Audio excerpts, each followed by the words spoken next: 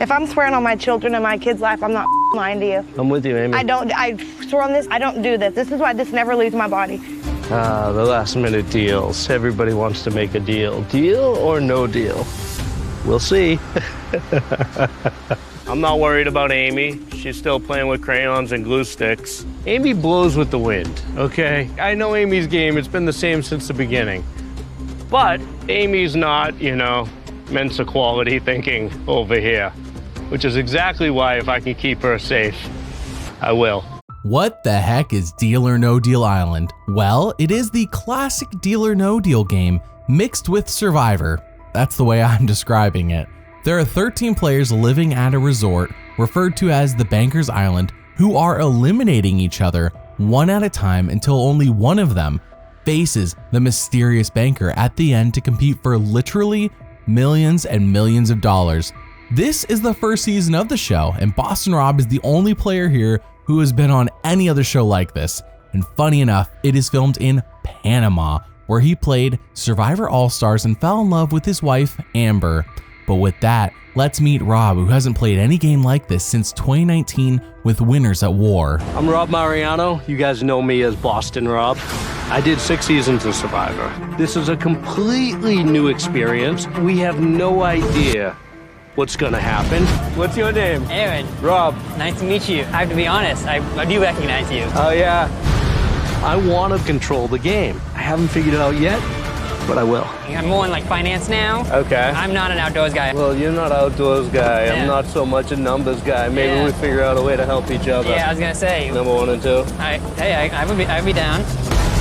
There's 2 types of games. There's the games where we get backstabbed by Boston Rob, or you backstab Boston Rob.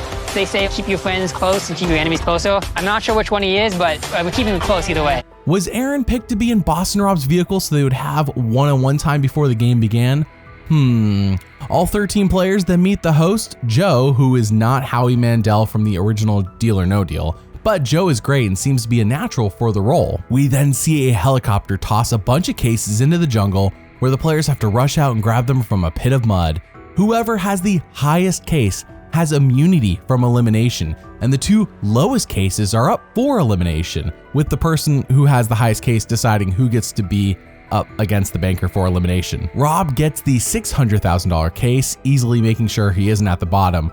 However, when he asks Stephanie which case she has, she says, I have 200,000. And he's like, oh, well, here's a 250,000 case I have right next to me. She's like, no, it's okay. Rob says, I cannot trust Stephanie if she's already lying to me.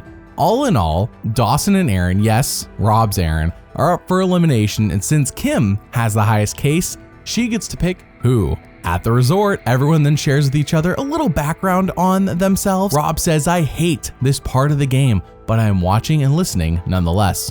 Only a few people are familiar with Rob's past as a Survivor player, but he mostly tries to play this down as best he can, but let's be real, he's a big target. So as expected, some of the other players are like, what the heck is Rob doing here? Only an average person should be here to win the game. No one like Rob. And it seems like Kim has decided that Aaron will be the one to face the banker, not Dawson. So Rob says, hey, in case you beat the banker, Aaron, you should eliminate Stephanie since she lied to me earlier, or Branson since he's an idiot. At the temple, aka this show's Deal or No Deal arena, Aaron gets to pick a random case for himself, and his goal is to make a deal with the banker that is a higher value than whatever is in his mysterious case. It's basically a game of odds, and whatever the deal he makes goes into the final case that will be in the last Deal or No Deal game of the season. He ends up declining 4 offers until he gets to the 5th one, where your offer is going up to $445,000. No deal. Oh! Do it, do it, do it. Oh! You must choose who leaves the game tonight. I'm gonna have to pick Branson because he's a great competitor. Branson, I'm sorry, but you have been eliminated. Did you know that Patreon is free to sign up for? Yes, that is the place where I give updates, post videos early, and have you all pick what I make. Now has a free option. Link in the description. You can cancel anytime, and there is a 15% discount if you do sign up for 1 year. Thank you for your support. Episode 2 has Rob stating that his alliance with Aaron saved him last night, and he likes how Aaron isn't really a threat to him and will listen. We all know how Rob loves when his alliance members just listen to him and do what he says. Cut to Kim saying, I know Rob's Mafia game style and he has got to go. For the next challenge, everyone is split into teams of 2. Again, highest case is immunity and lowest 2 cases are at risk of playing Deal or No Deal. They have to use arrows to shoot down cases. The larger cases have much smaller targets. Aaron retrieves Rob a grand total of 3 out of 10 arrows. Wow, thanks Aaron. So Rob goes to shoot and The target in this game isn't the little discs. The target in the game is me. If I don't have immunity, I'm going home. So my plan is to unload all the arrows at the 1.5. Oh, it's a miss.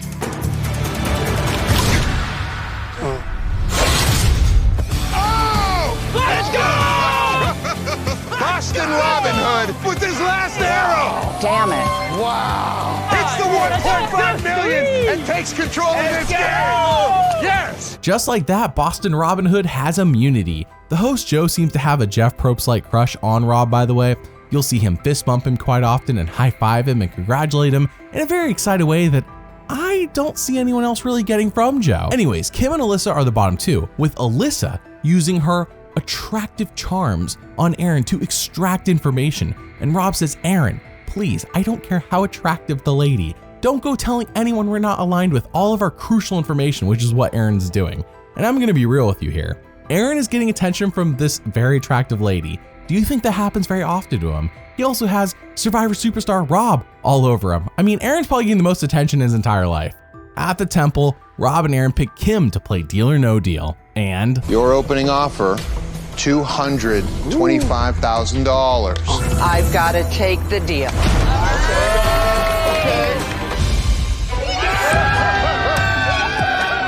I hate to do this. Jamil, I'm sorry. Jamil is gone. I barely knew you. And the finale case is now up to $825,000. Episode 3 has Kim joking that she will kick all their butts, but Rob takes this personally and has Kim scrambling to apologize and has her explain to everyone that, hey, I wasn't even serious. And Rob tells us, I know Kim was just joking. I just wanted her to have a target on her back. I wanted her to look mean to everyone else. And Kim calls Rob a curse word so many times, and every time it's bleeped, and the people who bleeped it did such a great job, I actually don't know what the word is, so it can't be good. This causes Alyssa to tell Rob that she doesn't like the way Kim acts, and she wants to work with him instead. At the challenge, they have to drop sandbag bombs on a target. Rob drops a bomb and gets the $1 million case. Stephanie, however, gets a steal, and when she goes to steal Rob's case, he tries to stop her and say, hey, I thought we should all just get Kim. Doesn't that sound good? And Kim is furious. Claudia jumps in and fights with her. Stephanie, I'm gonna go ahead and sacrifice my case. Take my case, you're safe, you don't have to worry about it.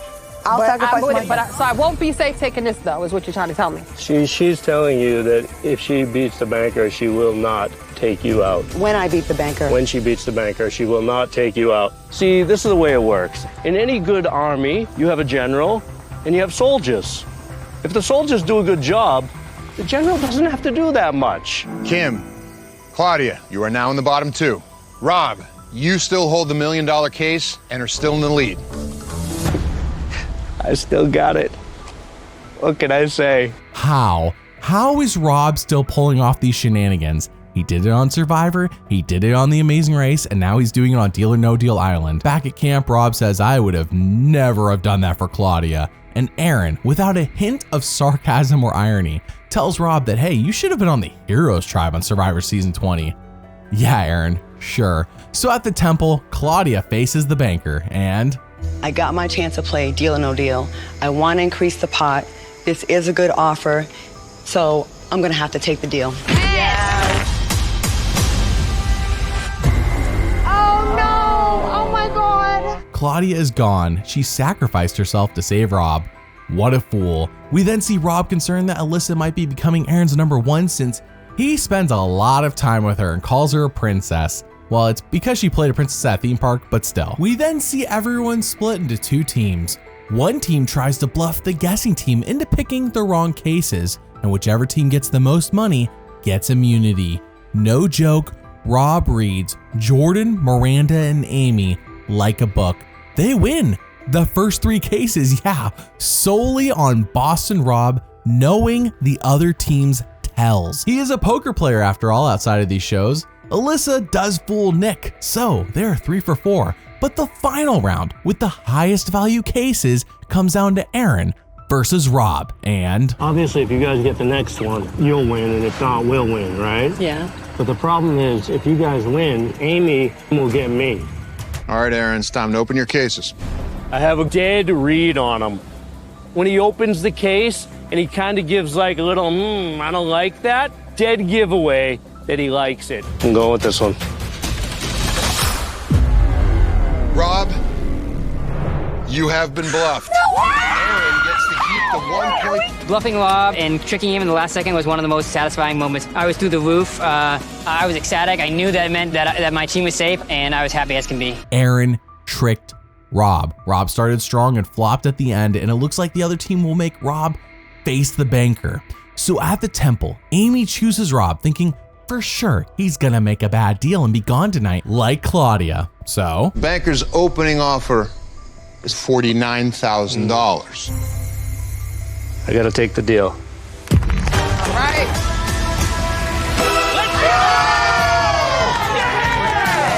Kim, you helped to make the target bigger. We had our differences from the beginning. I'm really sorry, but I have to eliminate you. I mean, he barely added anything to the final case, which is now at $1,054,000, but at least he is safe and he got to remove his nemesis in Kim. The banker then says he wants the most trustworthy person, so they all pick Aaron, having no idea what this means.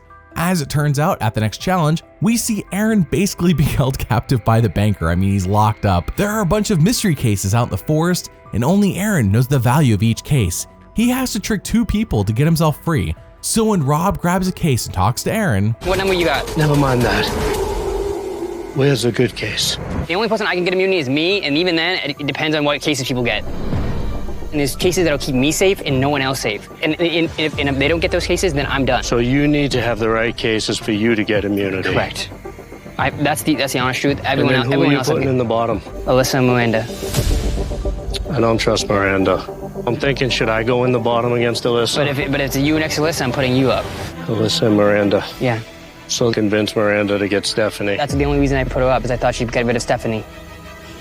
All right, I'll roll with you. I'll keep 10. Trust me, brother. All right. Aaron ultimately had it already figured out. He did exactly what I would have done, but truthfully, I learned something today that was pretty important. Alyssa is Aaron's number 1, not me. That kind of gave me pause. interesting strategy by Aaron. He feels pressured by Rob, but he won't let him just do whatever he wants either. Aaron ultimately does trick Alyssa and Miranda with the clear intention of making Miranda face the banker. Alyssa is hurt, but whatever. So at the temple, when Miranda faces off, Banker's making you the biggest offer he has made so far. Your offer is $937,000. Deal.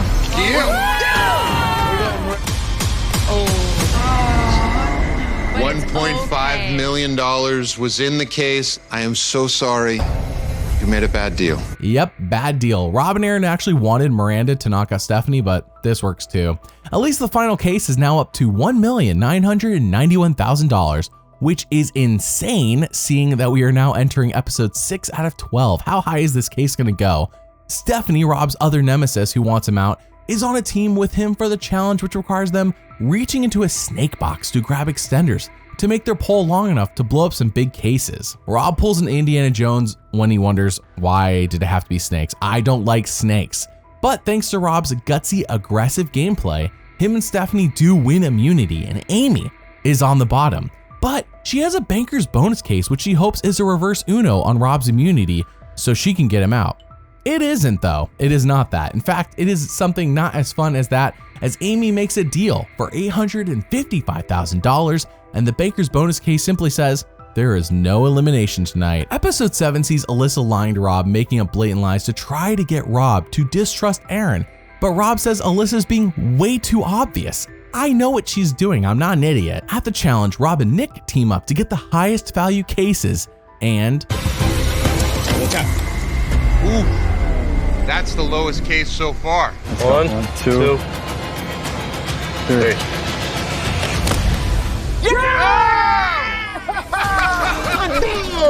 Another immunity win for Rob, and he really needs it, as it is basically him and Aaron versus the world. Rob says, I hope Alyssa is eliminated tonight because then Aaron will have no one but me to turn to, as Aaron is super attached to this girl. I'm not knocking either one of them, by the way, it seems like a solid friendship, but for Rob's story, it's only getting in the way. Stephanie has chosen to face the banker at the temple in hopes that she will eliminate Alyssa if she wins, and... She wanted to take away the opportunity for me to play my game. Why can't I play? Here comes the Alyssa show. I already know and this and that. Like, girl, why can't I play the game? $251,000 is the offer. I'm gonna go ahead and take the deal. Deal? 1 penny. Goodbye. Karma is best served ice cold. You have the power to send someone home. Do I even have to ask? You do not. Alyssa, I'm sorry, but you have been eliminated. No, guys, I can't deal with this. I'm sorry. I can't deal with it. It's too much anxiety. I'm sorry. Well, look at Aaron now. Rob's plan is dead on to get him to have no one else. Oh, and also, the final case is up over $3 million now. Episode 8 sees Aaron being so emotionally distressed over Alyssa being gone that it kind of reminds me of how down Rob was about Amber just being on another tribe in All-Stars. Except Rob and Amber were actually kissing. Rob says I may be a villain, but I still feel for Aaron. It is still Rob and Aaron against the world though. At the challenge, Joe tells everyone that the highest 4 cases will have immunity and the bottom 3 will all be eligible to play against the banker. Rob gets lucky with him having the 3rd highest case, and the story portrays Aaron not getting any case at all is somehow due to him missing Alyssa. Is this true? Nick has the highest case, and at this point, the strategy of the game, as figured out by the players, is either to be the top dog to decide who gets to do what, or be at the bottom so you can at least face the banker and have a chance, and have all the power on who goes. Nick picks his buddy Dawson to play, and... There's a lot of money on that board still, and he doesn't want that offer to have to go up again, which is why he's making you a personal offer. Oh, that's wild. Oh my God. The largest personal offer he's made to anyone so far. Oh my gosh. That personal offer is $100,000 straight into your pocket. I think I'm gonna have to take the deal. It means he is eliminating himself from the game. I will say it is hard to pass up a guaranteed $100,000, but I wouldn't have done it. But I get why Dawson would. Episode 9 sees Rob pep talking Aaron to fight for Alyssa instead of feeling down the dumps that she is gone. It is still everyone versus them. I mean, what else is new? And they either need immunity or to face the banker at this point. So at the challenge, Rob and Aaron are teamed up and they decide to throw. That's right, they want to face the banker, so they're throwing the challenge on purpose, and everyone else is teaming up against them. Aaron guides Rob to the lowest cases, except Aaron can't read the map correctly, and they end up in the middle with 0 power. They're not the top dog and they're not the bottom. Rob says, come on, man, but... I'm 47 years old. My friendship docket is full, so when I met Aaron, I didn't think they would become friends. Chips are down, but we still got the action, bro. And I'm not quitting now. No. You know? Everything's gonna be okay. Yeah, it is. You wanna have a banana? I'm gonna eat a banana. Before dinner banana? Ooh. We'll grab us one. You wanna split one or let me get 2? I'll have my own. Let's celebrate. Make no mistake about it. I'm here to win, and I'm gonna do what it takes to get the job done. The reality is that Nick is going to face the banker and he wants Rob gone. Rob knows tonight is do or die for him. They all go to the temple where Stephanie pretends she never lies or spreads rumors or anything. Let me catch up to speed. Stephanie constantly lies, spreads rumors, and does everything. She acts like I'm a perfect angel while everyone else is around here lying. Mind you, again, she has been lying since the beginning of episode 1. She's the one that lied to Rob about what her case was. So Rob takes this opportunity to call her out on her crap. I mean, Rob is in full-on villain mode.